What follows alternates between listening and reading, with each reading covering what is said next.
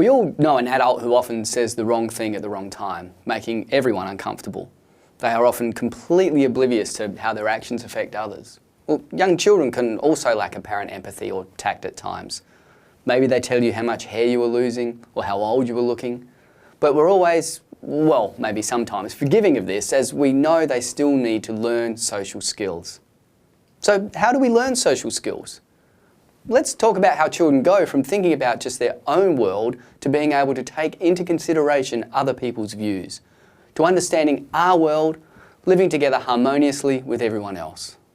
Newborns are born with specific preferences that seem to really drive their learning. They learn things that are important to them.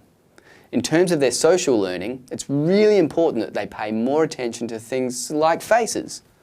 Gorin and colleagues in 1975 found that infants who were an average of 9 minutes from birth had a preference for things that look like this.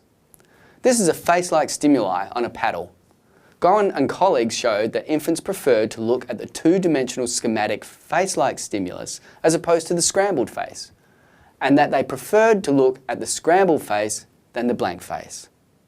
Newborns really enjoy looking at faces. This is important because in social interactions, it's all about looking at each other's faces. Being able to have a preference for faces is an advantage. Big hand, isn't it? Yes. Yeah, and that's my nose. Also, they seem to have a preference for human speech over artificial sounds. This, once again, is really important because it's through human language that we connect with other humans. Finally, infants have a preference for maternal language sounds. No, dijo nuestro pez, se tendrá que marchar. This not only includes the maternal language itself, but also the accent of their maternal language. This is important because it enables infants to speak with the right accent and language so that they will fit into the community in which they will grow up in.